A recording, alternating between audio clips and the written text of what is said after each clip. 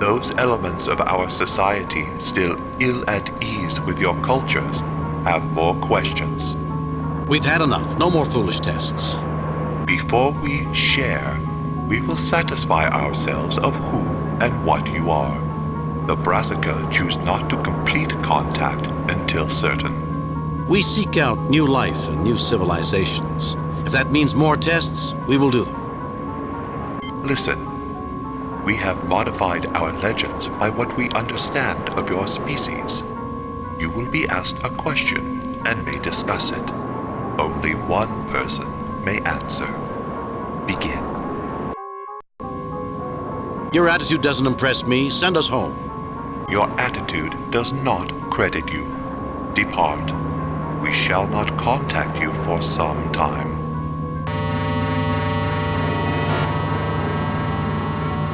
What's that supposed to mean? I guess it means we'll all look back on this as a mistake.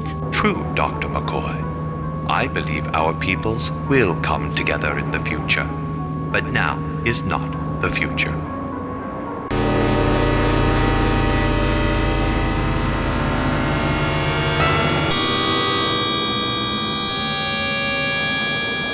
Captain's log, stardate 6270.5.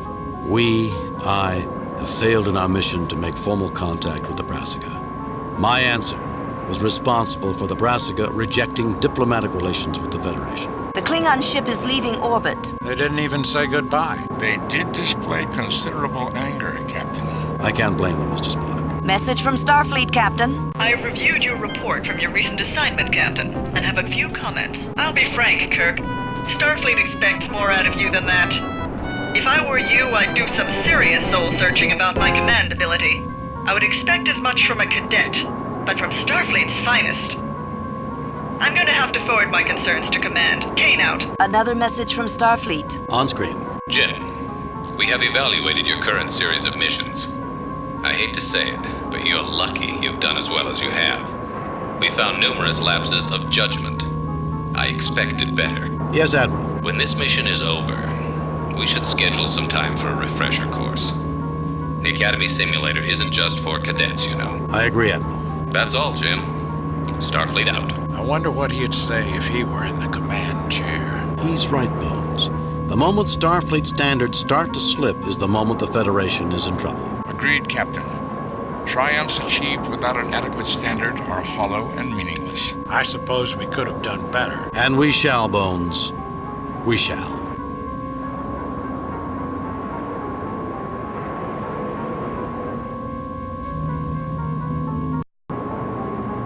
More tests. Let's just get on with it. Listen.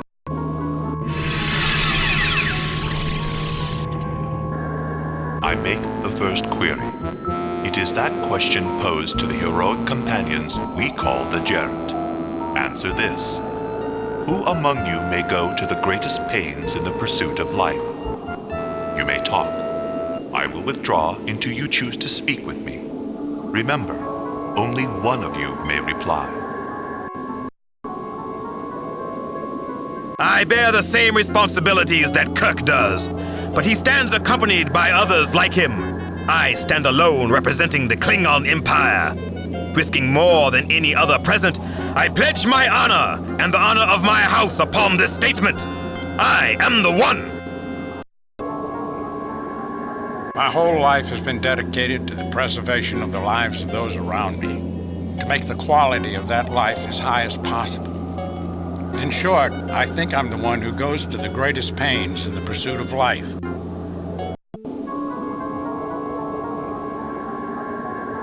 You'll want to discuss this. Address me again when you are prepared to answer.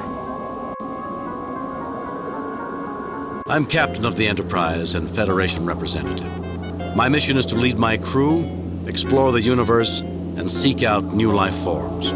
The scope of my endeavor makes me the one among us who answers your question. You are the linchpin to the lives of those around you. But the very responsibilities you bear preclude you from being the one to answer. This is most telling. If you, the leader, cannot distinguish between what responsibility is yours and what is another's, the meeting of our two races must wait. You will be returned to your own people. My people engendered a philosophy of reverence to life in all its myriad forms. My personal adherence to that philosophy is complete. I believe it is I whom you seek.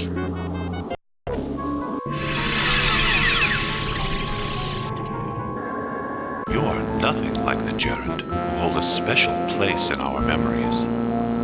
The second question: who among you wrestles most intensely with the chaos of life? Talk amongst yourselves. I will answer questions if I can. In the end, only one may reply.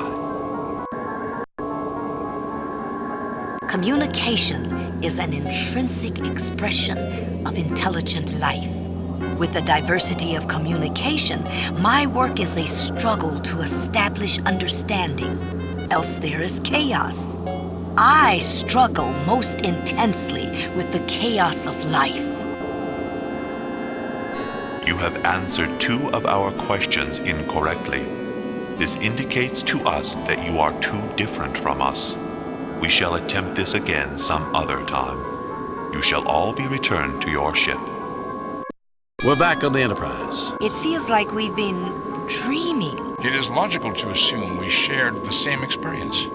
Unless the Brassica have psionic abilities they did not demonstrate. Captain Kirk, I grieve to say that your answers were beyond our ability to tolerate. We had hoped for better from your species. You should not judge any species from just one sample. The captain is correct. It would be most illogical to make a decision based on such limited data. Our data is broad enough. In the future, perhaps our species might form a bond of friendship. But for now, we must remain apart. Farewell. Message from Starfleet, Captain. It is the heart of science to seek an understanding of the universe and its laws, to make sense of what seems randomly chaotic. In the effort to extract comprehension from the unknown, I work to recognize the underlying patterns for which life represents the greatest challenge. Thus, I am the one among us who wrestles most intensely with chaos. I am captain of a starship in command of a ship exploring the edges of the galaxy and at times beyond. Without a strong leader, shipboard activities would lose direction and dissolve into chaos. I believe my actions are those of one wrestling most intensely with the chaos of life. You are central to the lives of those around you, Captain Kirk. My people have a tradition of controlled chaos, which test our mettle, our strength of will and body. I rose to captaincy of the Palyard by being able to ride the wild kek, as we say. There is no doubt in my mind that I am the one who struggles most intensely with the chaos of life. A question like rock plus X equals flight makes no sense at first. Then I visualized what might put a rock to flight. The answer is energy. Whether an arm's throwing a rock or the engines that lift a shuttle off a planet. The question pig plus X equals cow is an arithmetic puzzle in a word format. Convert the letters to numbers, add them, and you get 32 plus X equals 41. X equals 9, which makes I the answer. Clever, Captain Kirk. Although you presume our question is specific to you and your alphabetical rules. You are the linchpin to the lives of those around you. If there's only one answer, it should be sensible. Mine is straightforward. Peace and quiet makes a happy home. It's almost a cliché. I am convinced the correct answer solves for all the questions. I am certain that is the logic for this puzzle. If that is only half an answer, so be it.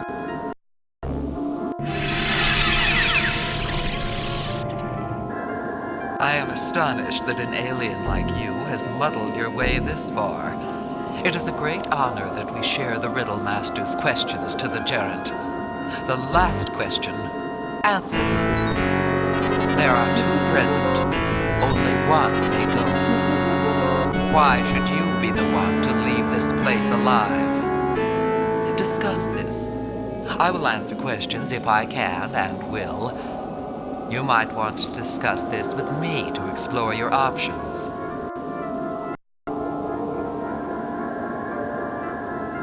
Since Captain Kirk is not stepping forward, he must believe I am the one to leave. I can think of no better justification than his faith.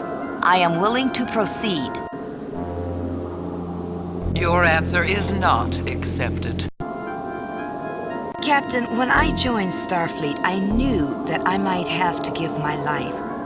Go on, I'm willing to risk being the one to remain. As Mr. Spock would say, it's the logical thing to do. No starship captain has ever had a better crew. The hard decisions are mine, and I thank you for reminding me of that. You want me to choose one of us or the other. Well, frankly, I don't want to risk either of us. I want another alternative, another choice. Captain, they've given us a simple choice. One may go on, one stops here. Everything else will have been in vain unless one continues. The only bigger risk is that neither of us go on. No, that's it. We changed the rules. Right now, they're offering one to live and one to die. And if they don't include this option? Whether they offer it or not, that's what we choose. Then it won't matter which of us answers. It's a gamble, Captain. You know how I love a good bluff. Good luck. Neither choice is acceptable.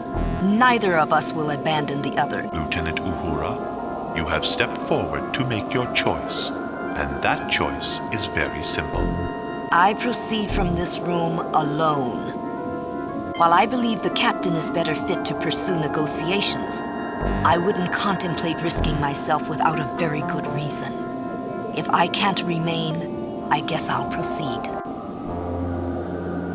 Your answer is not accepted. You have not expressed understanding of sacrifice as it combines with the qualities of leadership. Certainly not in any manner which gives meaning to those traits. While my companions believed in you, I knew it would come to this all along. Captain Kirk may proceed alone. If the choice is necessarily between the two of us, then Captain Kirk is the one who must continue. Your original answer is accepted. We both proceed or neither of us does. There is no such option offered. Well, I'd rather discuss this with Captain Kirk, but now I have to assume his decision not to step forward here indicates he believes I should justify myself as being the one to leave this room. While I believe he is better fit to pursue negotiations with an alien race like Brassica, neither would I contemplate risking myself without a darn good reason. If I can't remain, I guess I'll be the one to go on. Jim, the decision is pretty obvious. I'm a simple country doctor. You're not.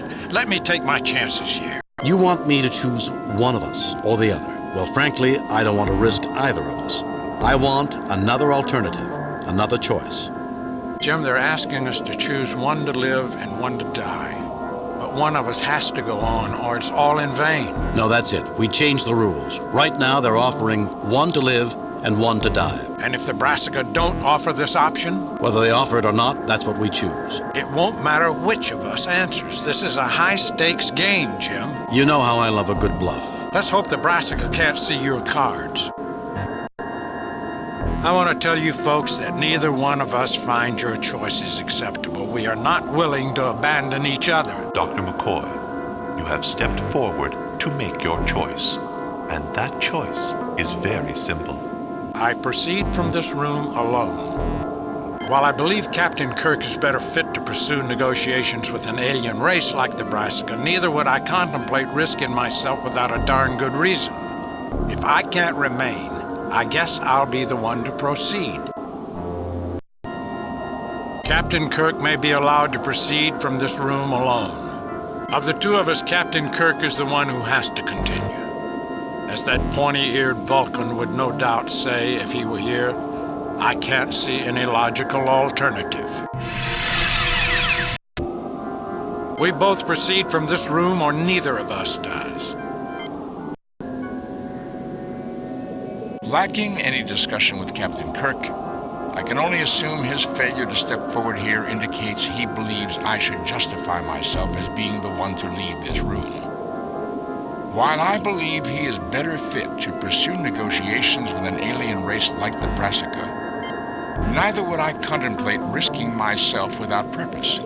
Therefore, since I cannot remain, I will proceed. Captain, you are indispensable. I find the question doubtfully phrased. Death is implied, not assured. I find the risk of remaining acceptable.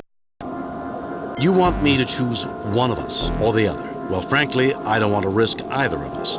I want another alternative, another choice. Captain, the risk greater than only one leaving is neither being allowed to go on. One must continue. No, that's it. We changed the rules. Right now, they're offering one to live and one to die. Perhaps, Captain, but not necessarily. But possible.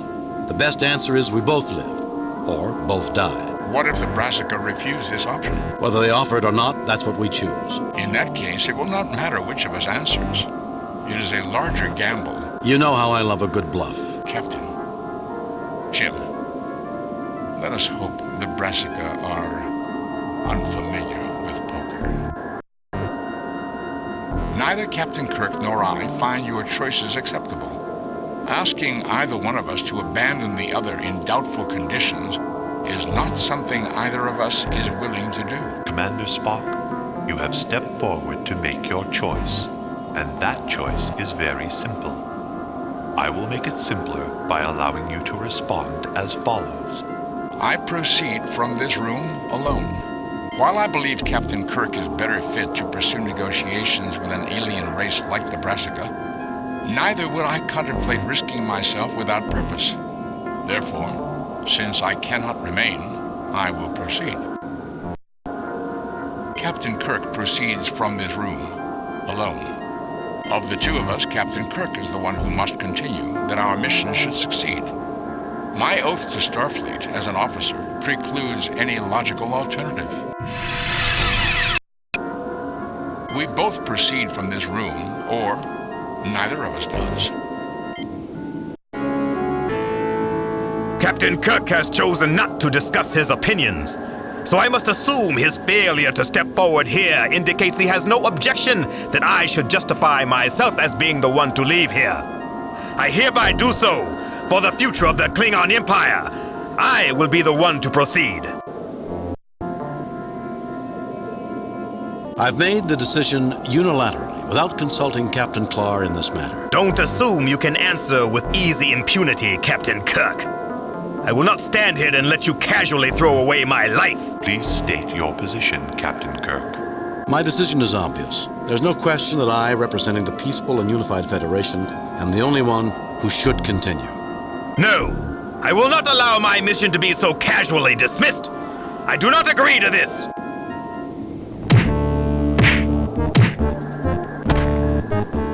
You behave no better than I expected of your species, Captain Kirk. I knew it would come to this. Our peoples are not ready to interact with the likes of you. Although I think the galaxy would be safer without you, you will be safely returned to your own people. Farewell. I expect this answer will surprise Captain Klar, but I am willing to step aside here. I know the Brassica will seek out the Federation in good time, even if it doesn't happen right now. The Klingons need the civilizing influence which the Brassica offer, and I think Captain Klar has shown himself to be the best possible representative. Let him proceed. Your answer is not accepted. Will you take it and safeguard our future? Yes, I'll take the disc. Not without knowing more about it. We can give you the know-how to build a reader console for the Paralens. What else would you want to know? If they cause us harm, you could retaliate deep into their territory. How do I know you won't sell us out too? You don't. But if we have, wouldn't you want this in self-defense? Now, are you going to take it? Give me the paralens. No, keep it. I understand a desire for vengeance, but the Organian treaty would stop it. We know something about the Organians. Theirs is a culture that intervenes only when the forces come to their door. We can only rely on you. Will you take the paralens? Information like this could ignite interstellar war. Do with it as you see fit, Captain. Will you take it? No, take it up with the Federation ambassador when he gets here.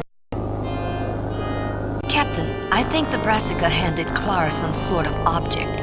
I don't quite see what, but he placed it in his pocket. Oh, Clar, a moment of your time. What have you got in your pocket? Why should that concern you, Kirk? If it's a Brassican parallel, similar to the one I was offered, then it might be of mutual interest. I do not understand what you are talking about. Let me guess. They said the Federation was expanding too quickly. For safekeeping, in case the Federation attempts to assimilate the Brassica. Kirk, say what you need to say, or allow me to return to my ship. No offense to Your Honor, Clar. However, if you have a paralens of Federation space, I expect you to say so. You've earned the right, Kirk. The Brassica offered me a paralens of Federation space. My duty was to accept. And my duty is to see the Klingon Empire doesn't have access to this information. You'll have to fight me, Kirk. Keep it, Clar. I showed honor by refusing the Brassica's offer. Let's see if you're the man I think you are. What paralens was that, Captain Kirk? We are sorry to see that you two would so freely refuse knowledge. I would not have expected quite so much distrust. You'll have to work harder to understand us, will you not? Assuming relations continue. Yes, Captain. Both of you have succeeded in establishing diplomatic contact with us. Then you will excuse me, Senti. The unknown requires my attention. Kirk to Enterprise, 4 to beam up. If it's a fight you want, it's a fight you'll get.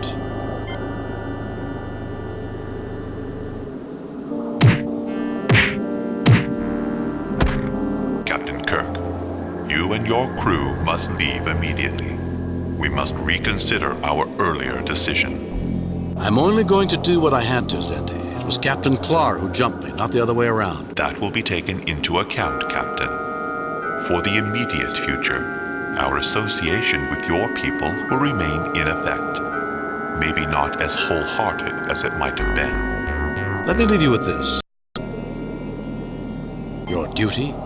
What will this do to the tensions between our races? Destroy the lens, Clar. Restore the balance. Kirk and I have resolved our differences. We are sorry to see that you two would so freely refuse knowledge. Take it. I'm going to trust you won't use it, won't betray me. Just as I refused the offer, so I wouldn't betray you. What paralens was that, Captain Kirk? We are sorry to see that you two would so freely refuse knowledge. Liar. Give me one reason why I shouldn't just rip that paralens out of your pocket.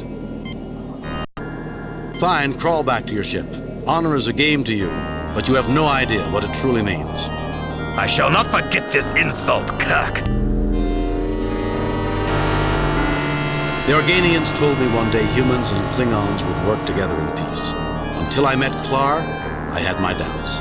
Thanks to you, my doubts have been reconfirmed. Clar's disk poses no threat, Captain.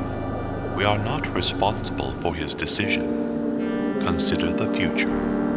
You are welcome to return to your ship.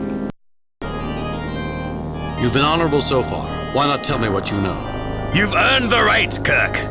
The Brassica offered me a paralens of Federation space. My duty was to accept. And my duty is to see the Klingon Empire doesn't have access to this information. Captain Clar, don't make me lose respect for you. You tried to shame me. Apologize. Now. No offense to Your Honor, Clar. However, if you have a paralens of Federation space, I expect you to say so. You're right, Clar. It's none of my business. Forgive me for leaving so soon, Captain. But a Klingon representative will arrive soon. Zinte, farewell. Did you give him a paralens, Zenti? A scan of, say, Federation space? That remains to be seen, Captain. Consider the future. You are welcome to return to your ship. I don't know if this means anything, Jim, but they handed Clar something, and he put it in his pocket. Oh, Clar, a moment of your time. What have you got in your pocket? Hi, Clar. Nice weather. Forgive me for leaving so soon, Captain, but a Klingon representative will arrive soon. Zente, farewell. Captain, I noted that Clar was given an object by the Brassica. He placed it in his pocket. Oh, Clar, a moment of your time. What have you got in your pocket? Hi, Clar. Nice weather. Clar, the Brassica didn't happen to give you a paralens, did they? My dealings with the Brassica don't affect you, Kirk. Depends on what they're dealing. Explain further, Kirk. Does the word paralens interest you? I do not understand what you are talking about. Let me guess. I'm just nosy. I'll mind my business. Forgive me for leaving so soon, Captain, but a Klingon representative will arrive soon. Zente, farewell. Is it your intention to turn over that data to Captain Clar? Yes, in the name of the trust and cooperation, Captain Clar, the data disk belongs in your hands. What is it exactly? You might want to reconsider. So be it. This disk contains data which could bring about war. It must be destroyed. Don't be so hasty, Captain. What if that disk contains the best examples of our technologies? Would we ever offer the knowledge twice? The risk is too great. It must be destroyed. You retain the knowledge so it isn't lost for good.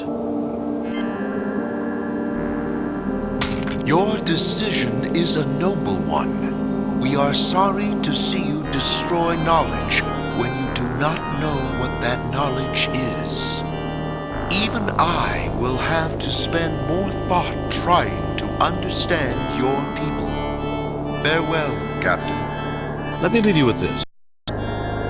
Fine, keep it. Give it to the diplomats. No, we won't accept it back. Did not Captain Clar call this another test? Keep it, or turn it over to Clar. Clar, if this is a scan of Klingon space, you have my word, it will be destroyed. You are Honorable Kirk, but you can't know what your superiors at Starfleet will do. Give me the disk. Not only to show it, Captain Clar, do you have anything to share as a result of seeing this? Are you suggesting, Captain, that I might have secretly been handed one of these also? I was told this disk contained a scan of Federation space. Fancy that. The Brassican Septi said this disk contained a scan of Klingon space. Playing both sides, Zenti? Perhaps, Captain Kirk. Or perhaps this is our final test. What if those disks contain scans of your home space, respectively, or our finest technologies? Give us a reader console to examine the data. Even if you had a reader console, which of you would be the one to use it? You must decide what to do without the knowledge. Clar, give me your disk, and I'll give you this one. Not bad, Kirk. If the disk contain research data, we have merely exchanged copies. Scans go back to the rightful owner, unless we are giving up scans of our own territories. Turn over the disk to me, or destroy it now. Here, take the disk. I hope I don't regret this. Trust brings trust, Kirk. I can't. If this disk is of Federation space, I would be a traitor to give it to you. If that disk contains a scan of Klingon space, I would be a traitor to let you keep it. I rely on your honor. The disk is smashed. To throw away an advantage is not our way, but I think this is another Brassican trick. Therefore... Very shrewd, Captain Clar, although mutual trust might have been more reassuring to us. We are sorry to see you destroy knowledge when you do not even know what the knowledge is. Even I will have to spend more thought trying to understand your people. I doubt we have seen the last Brassican test, Zente. Seems to be your nature. The Klingons will do well. Now I think it is time for us to go. Let me leave you with this. Klar, let's give both discs back. We will not accept them. You must decide how to deal with them. Klar, smash yours, and then I'll smash this one. I will. But the Klingons are not a people who trust easily. Smash yours first. Keep both discs, Klar. I rely on your honor to break them both. Trust brings trust, Kirk. Give them both to me, Klar. Trust me to do what is right. Klingons do not trust others easily. Give me the disc or destroy it now. Captain, it's good to speak with you again. These overgrown beanstalks told us that you'd come to no harm. Ready to beam up? Not yet, Scotty. There are still a few loose ends. Kirk out.